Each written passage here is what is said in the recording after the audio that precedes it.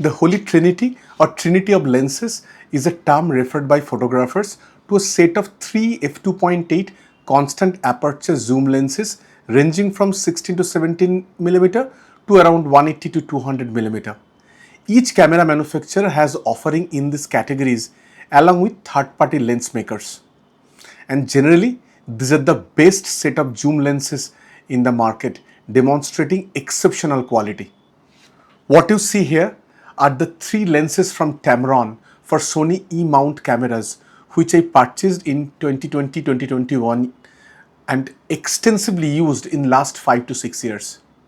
In this video, I would share my experience on why each photographer must have these lenses in their arsenal and what has been my feedback about Tamron. Please note, for the last 6 years, I have been using Sony A1 and A7 R4 cameras and my experience would be based on that. I purchased all these lenses myself and will share my own personal hands-on experience with zero influence from anyone. Please note, these are G1 or the first generation version of the lens. Tamron has launched G2 versions already, which are expected to be better. I will also share my opinion on whether one should upgrade or shift from third party to the native lenses offered by camera brands. The word Trinity is derived from the Latin words trinus, meaning threefold, and trinus, meaning triple. As the name suggests, it includes lenses in three categories. First, a wide-angle lens, which in case of Tamron is 17 to 28 mm f2.8. Then an intermediate zoom lens, which for Tamron is 28 to 75 mm f2.8. Finally, the telephoto lens, which is Tamron 70 to 180 mm f2.8. So these three lenses collectively cover 17 to 180 mm range. Tamron has many lenses that overlap the range like 20 to 40 mm f2.8, newly launched 35 to 100 mm f2.8, or 4 years old yet fantastic 35 to 150 f2 to 2.8.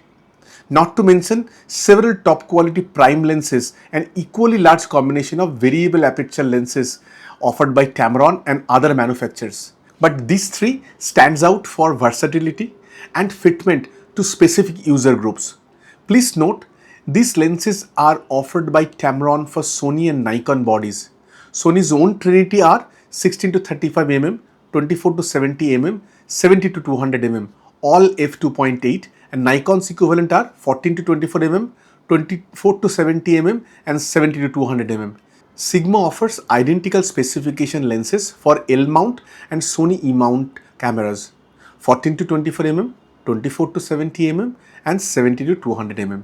For Canon, you have to rely on Canon lenses 15 to 35 mm, 24 to 70 mm, and 70 to 200 mm. All these are constant aperture f2.8 lens. Most of these lenses were earlier launched for DSLR and now available for mirrorless. Let us start with the smallest of all, Tamron 17 to 28 mm f2.8.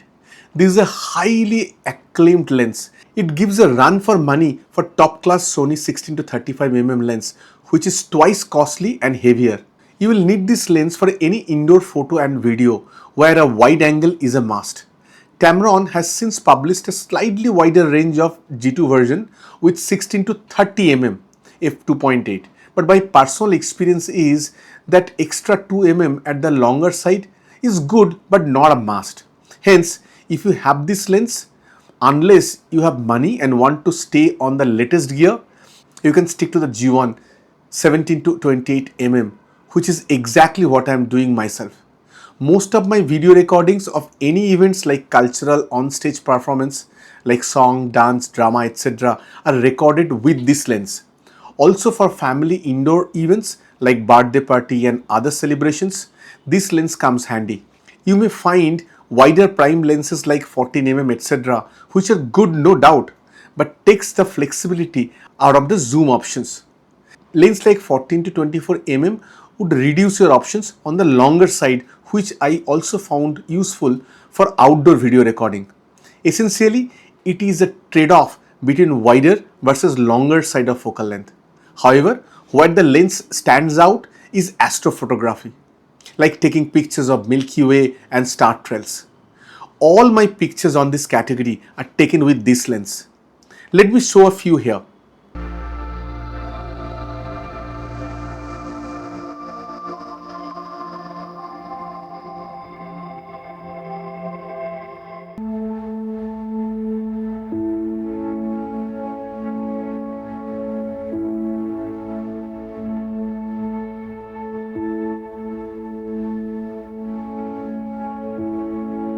Astrophotography is a demanding ask for any lens, like low optical or chromatic aberration, which is called coma, sharpness of tiny objects like stars, good manual focus, etc.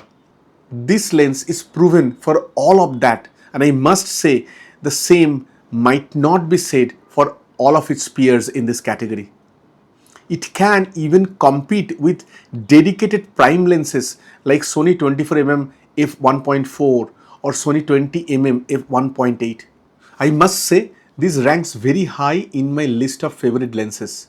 If you do not have it, give it a try or its newer edition and give a shot at Milky Way or star trails in your next wildlife or leisure trips to a remote location where the sky is moderately dark. Let's now move to the next lens, which is 28 to 75 mm f2.8. This is the lens for street photography. It is also great option for landscape pictures as it covers key focal lengths like 35 mm, 50 mm, etc. It is a bit wider for portrait shot where 85 mm is a sweet spot, but with high megapixel cameras, this does the job. I use this lens along with 17 to 28 mm for outdoor videography of stage shows. Often, we cannot approach close to the stage and have to place the camera a bit far, where 28 mm would be too wide. This zoom gives me choices to get closure, especially during performances when I focus on an individual and not the entire stage. This lens is a perfect option. I use this lens a lot for my thunder photography. I'll show some images here that are taken with this lens.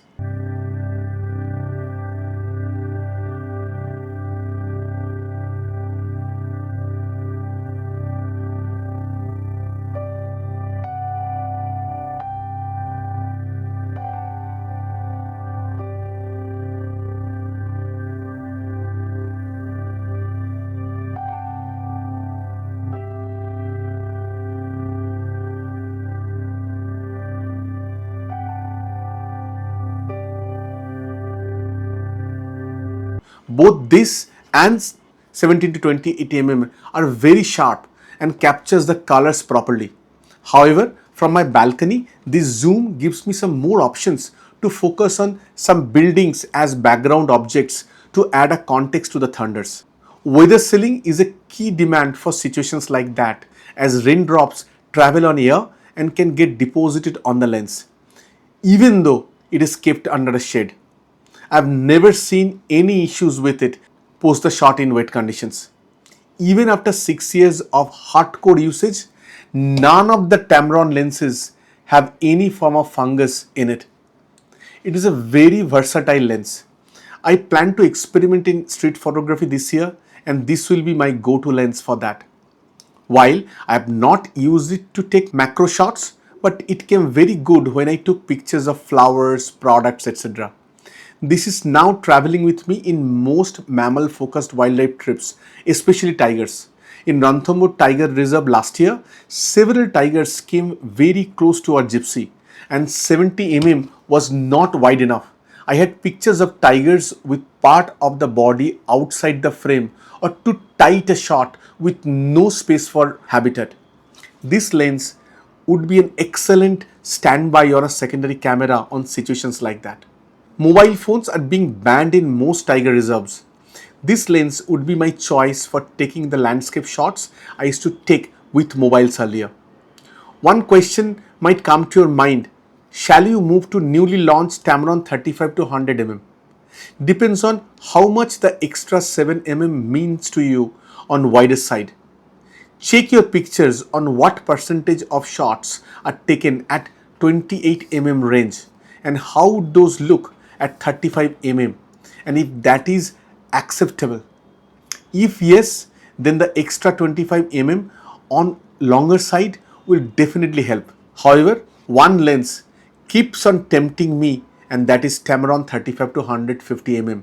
I personally feel this lens coupled with a 100 to 400 mm zoom would be the best combination for tiger videography. I might switch to that once Sony launches the G2 version of their 100 to 400 lens, which is a 6 years old lens now. Two reasons holding me off from buying the Tamron 35 to 150 mm. First, the weight, as it is over 1 kg, and I'm a bit worried that my camera bag might exceed the cabin luggage weight limits with other heavy gears already in it. Secondly, the lens is 4 years old. Was expecting a G2 version, but with 35 to 100 mm launch, I'm not sure if that is a priority for Tamron now. Finally, the time is for the biggest of the three, Tamron 70 to 180 lens. This is the zoom range for wildlife photography, especially mammals like tiger, elephant, lion, rhinoceros, etc. While wildlife photographers might also have a larger or longer telephoto lens like 600 prime or 200 to 600 or 400 to 800, but a lens in lower range of 70 to 200 is a must have. Tamron interestingly stopped at 180 mm and not extended to 200 mm. I guess it is to keep the weight and cost low. I'll come back to this point shortly. This is the go-to lens for all tiger photographers. Larger telephoto zooms like 150 to 600 or 200 to 600 are not fast enough. These are generally at aperture 5.6 to 6.3 range. So in the picture, along with tiger, a considerable amount of background also stays in focus, making it a bit busy. On the other hand, 70 to 180 being a f2.8 lens, we can isolate the subject and have buttery smooth background. Not to mention, many wildlife shots are taken in early morning or later in the afternoon when light is low, and few additional stops of light with f2.8 would bring your ISO and noise levels down. Since this is wildlife lens, it demands a fast autofocus and good tracking. This lens has put a tick mark for me in all those points. As you see in the video, each image of tiger is tack sharp.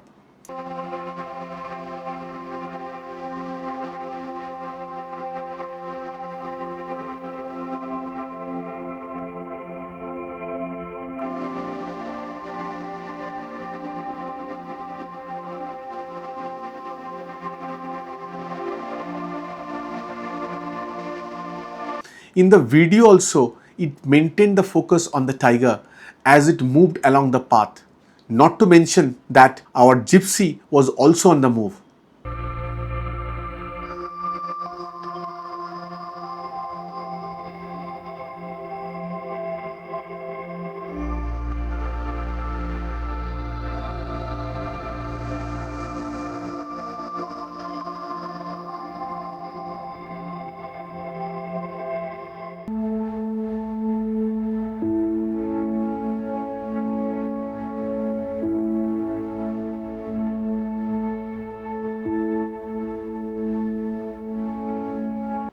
I have never seen any focus breathing issues.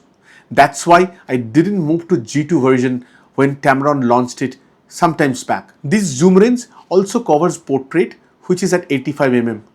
I do not do any model or portrait photography, hence won't be able to comment. This also falls in the macro focal length range of 90 to 105 mm. I have done some insect and flower photography with it, but I also have a Sony 90 mm f2.8, which is a dedicated macro lens, and I generally go for that lens. For zoom in landscape images, like in the hills, this is a great choice. If you're going to a place but not sure what type of photography you would like to do and want to have maximum flexibility, I guess this would be our lens of choice. Having said that, I must also admit that I'm feeling a bit sad and nostalgic as I record this video, as I will say goodbye to this lens tomorrow. I'm shifting to Sony 70 to 200 mm f2.8 G2 lens and want to get a price reduction by exchanging this one. There are a couple of reasons for that. Individually, none of that mattered a lot, and hence I took this much time to switch as Sony's G2 lens was launched a few years back. First, this is a 180mm at long side, which I found sometimes a bit shorter compared to 200mm in Sony. Most of the tiger walking in front of the gypsy pictures were taken in the range of 200 to 80mm in my case. The 200mm will save some cropping. Second, the maximum FPS you can get in Sony cameras in a third-party lens like this one is 15 FPS, while my A1 gives 30 FPS. I never needed it so far, but who knows, tomorrow I might encounter a tiger fighting another tiger or hunting a deer, when these extra frames will make a lot of sense. In action photography, higher FPS is a higher chance of getting the right frame. Third, Sony being a native lens and much more modern would definitely be much faster in acquiring the focus and holding on to it. After all, my beloved Tamron is nearly 6 years old. Fourth, I'll get some additional buttons like focus hold, AF/MF switch, and specifically a full-time DMF switch, which makes a lot of difference when tiger is behind the branch and you need to focus through it. Doing initial autofocus and then using the manual focus using DMF helps to quickly acquire the focus. But none was too compelling in itself, as I was getting good shots with Tamron and the price of Sony was more than 3 times higher. However, there is a fifth point, as pointed out by my senior wildlife photographer friend with years of tiger photography experience, Ashish Ray. He told me image stabilization is a key factor when we are taking pictures, and more importantly, while taking videos from moving gypsy. I indeed faced this issue in Ranthambore last year, as the gypsy was going backwards through uneven ground as tigers suddenly approached us, and my entire video footage was shaky in spite of my best efforts to keep it stable.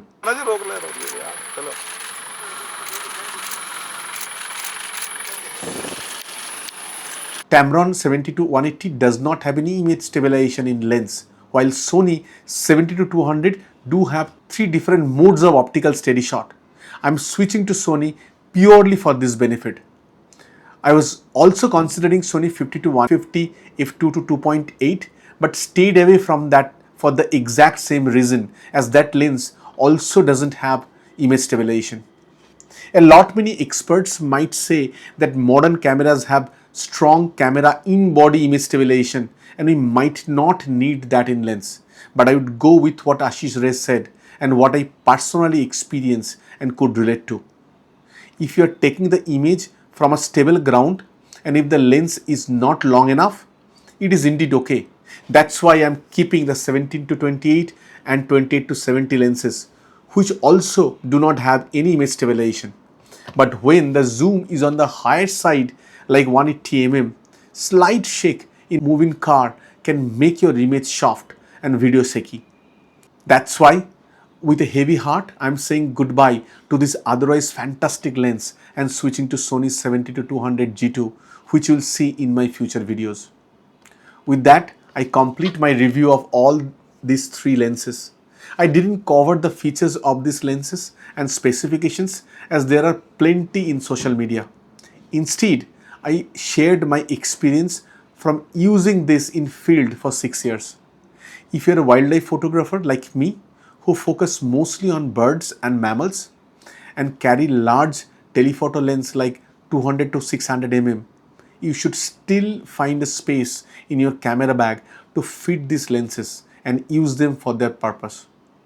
I would go to the extent that you should go ahead and buy these lenses and you will see you are doing different kinds of photography that you have not done before. This will make you a more complete photographer. Thanks for staying till the end.